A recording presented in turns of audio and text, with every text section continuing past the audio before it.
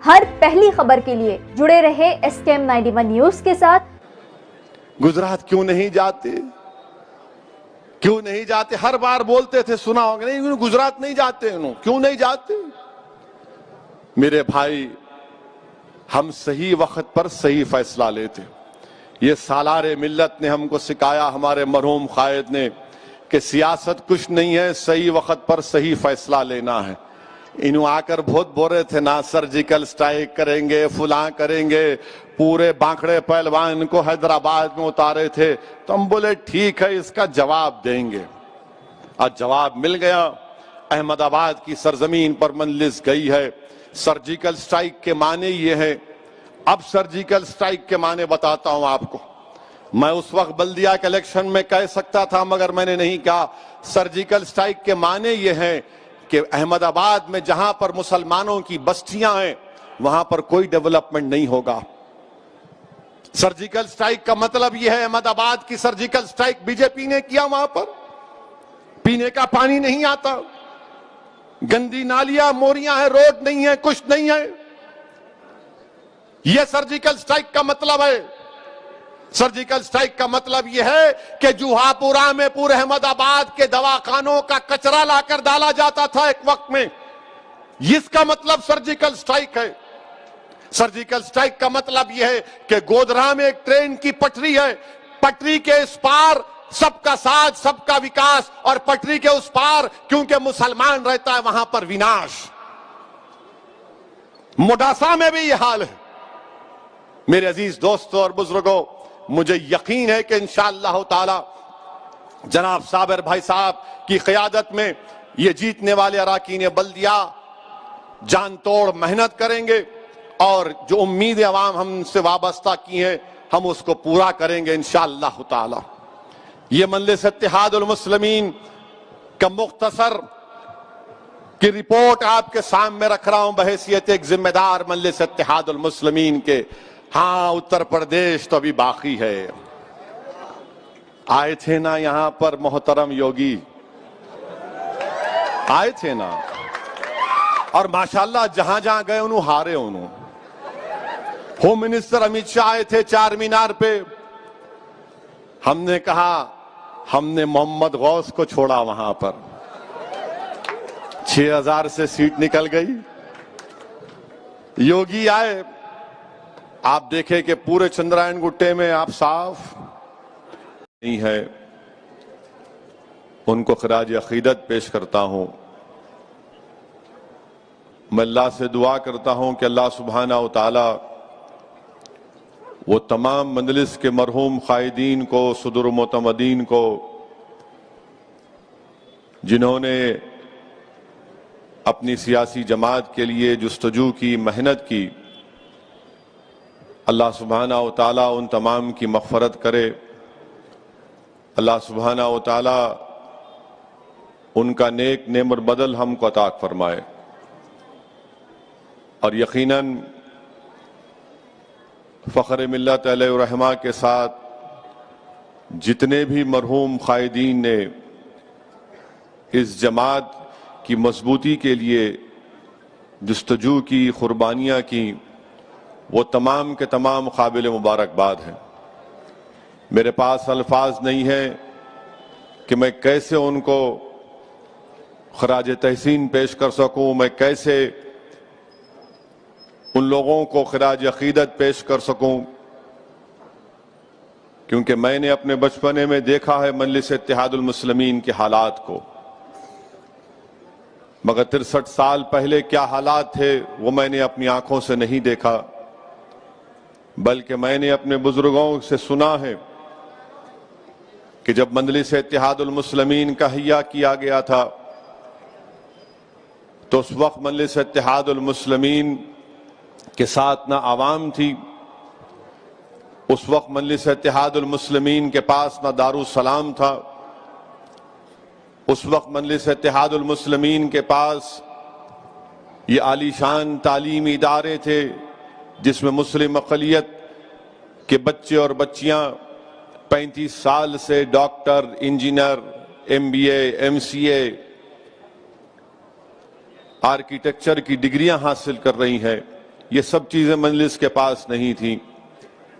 مجلس کے پاس ایک رکن اسمبلی بھی نہیں تھا, مجلس کے پاس ایک رکن بلدیہ بھی نہیں تھا. آپ سوچئے کہ کسی سیاسی جماعت کے پاس یہ تمام چیزیں نہیں تھیں,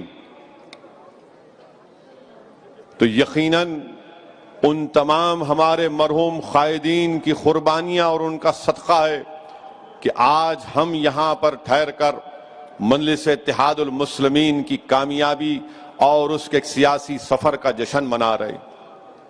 یہ آسان کام نہیں ہے کسی سیاسی جماعت کے لیے کہ بغیر ایک رکن. کیوں ملا گوگئی؟ ہاں میں جانتا ہوں گوگئی کو کیوں بنائے آپ, مگر ایسے آدمی کو بنائے. اچھا آپ دیکھیے, دنیا کے مشہور constitutional expert Clark Cunningham William Hobart نے کیا کہا تھا بھارت کے سپریم کورٹ کے بارے میں؟ The most powerful court in the world. اور شاید گوگئی نے دیکھا ہوگا, جانتا بھی ہے گوگئی, یہی سپریم کورٹ تھا جس نے کہا تھا کہ جب گجرات جل رہا ہے تو وہاں کا چیف منسٹر نیرو کی طرح بانسری بجا رہا ہے. یہی سپریم کورٹ نے پورے ایم پیز کو, ایم ایل ایز کو, الیکشن لڑنے والوں سے کہا کہ تم کو اپنے خلاف جو کرمنل کیس ہے دکھانا پڑے گا. یقیناً سپریم کورٹ میں کمزوریاں ہیں, مگر ایک سابقہ چیف جسٹس بولے گا آئے کچھ نہیں, کوئی بھروسہ نہیں, کیسا ہوگا؟ اور کوئی کنٹم نہیں, کوئی آواز نہیں, کوئی چیخ پکار نہیں, کوئی ٹی وی پہ پروگرام نہیں, نہ 6 بجے نہ 9 بجے, کچھ نہیں, کیونکہ گوگوئی ان کا ہے اور ویسی غیر ہے. یہ ان کی سیاست ہے میرے عزیز دوستوں اور بزرگوں. اچھا گوگوئی نے کیا کہا؟ کہتا ہے کہ ہم کو $5 ٹریلین کی اکانومی چاہیے, مگر ہمارے پاس we want a $5 trillion economy but we have a ramshackle judiciary. Array Gogoi, judiciary عدلیہ کا کام اکانومی کو چلانا نہیں ہے, جوڈیشری کا کام انصاف دلانا ہے, انصاف. جوڈیشری کا کام یہ نہیں ہے $5 ٹریلین اکانومی 20% ہو جائے, 10% جی ڈی پی ہو جائے. جوڈیشری کا کام انصاف دلانا ہے. یہ ایسے آدمی کو ہمارے بھارت کے وزیر اعظم نے اس کو ایم پی بنایا ہے. اچھا اور ایک بات ہم یہ پوچھنا چاہ رہے گوگوئی صاحب سے, آپ جب بیٹھے تھے آپ نے جوڈیشری کو انشاکل کرنے کے لیے کیا کیا؟ آپ نے کچھ تو کیا ہوگا نا؟ نہیں, کچھ نہیں. آج آپ بتائیے کہ ایک سابقہ چیف جسٹس جس کو نریندر مودی نے ایم پی بنایا, ان کی گورنمنٹ نے بنایا, اب کوئی دیوانہ بھگ بولے گا مودی جی نہیں بنائے, پریزیڈنٹ بنایا. ارے دیوانے, کانسٹیٹیوشن پر جا کے گورنمنٹ کی سفارش پر صدر جمہوریہ ایم پی بناتے ہیں. یہ انڈین جوڈیشری سسٹم. اب تو بعض وقت ایسا بھی لکھتا ہے کہ کیسے کیسے لوگ کہاں کہاں پہنچ جائیں گے. میرے عزیز دوستوں اور بزرگوں, میں یہاں پر اپنی بات کو ختم کرنے سے پہلے ایک بات کا, آپ میں اور مجھ میں اور تمام اراکین مجلس اتحاد المسلمین میں اللہ و قوم اور ملت اور مظلوم عوام کی خدمت کے جذبے کو اللہ زندہ رکھے, وہ اللہ اس کو اور مضبوط کرے. ہم بے خوف ہو کر اپنی جماعت کے پیغام کو اس ملک کے کونے کونے تک لے کر جائیں گے. مجھے یہاں پر یہ بات کہنا ضروری سمجھتا ہوں کہ مجلس اتحاد المسلمین کے احیاء کے ایک جلسے میں, اسی دارالسلام میں, جب دارالسلام مجلس اتحاد المسلمین کو حاصل ہوا, فخر ملت علیہ الرحمہ اپنے وقت کے ایک بہترین وکیل بھی تھے, انہوں نے اس کیس کو جیتا اور دارالسلام کو حاصل کیا.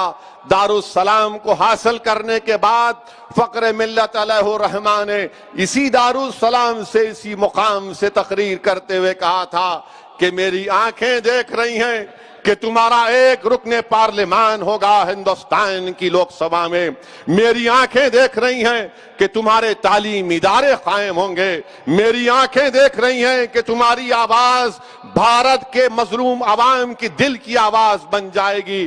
اللہ سلامت رکھے اس مجاہد کو جس کی دور اندیشی اور جس کے قلب نے, جس پر اللہ نے بہت بڑا کرم کیا تھا, ان تمام چیزوں کو دیکھا اور انہوں نے محنت کی، جستجو کی، قربانیاں دیں، مصائب اور مشکلات کو ان تمام ساتھیوں نے اس کا استقبال بھی کیا، اس کو قبول بھی کیا، صبر بھی کیا، مگر اپنے جذبے کو، اپنے حوصلوں کو پست ہونے نہیں دیا۔ تو آج یہ حالات وطن عزیز میں ہیں۔ آپ جانتے ہیں کہ بھارت میں ہر مظلوم عوام اپنی آواز کو اٹھانا چاہتا ہے۔ آج وطن عزیز میں ہر مظلوم عوام کو، چاہے مسلمان ہو، دلت ہو، عیسائی ہو، سکھ ہو، آدیواسی ہو، آج وہ چاہتا ہے کہ میری آواز کو سنائی جائے، میری آواز کو سنا جائے، میرے مسائل کو حل کیا جائے۔ وہ میجورٹیرین فارم آف ڈیموکریسی سے گھٹن محسوس کر رہا ہے، کیونکہ ہمارے ملک کی ڈیموکریسی پارلیمانی نظام، پارٹیسپیٹیو فارم آف ڈیموکریسی ہے، جس کو اردو میں کہتے ہیں کہ شراکت داری کی جمہوریت۔ آج ہم کو شراکت داری کی جمہوریت کو مضبوط کرنا ہے، شراکت داری کی جمہوریت کو بحال کرنا ہے۔ شراکت داری کی جمہوریت ہی اس بھارت کے غریب عوام کو ہر ایک کو موقع ملے گا۔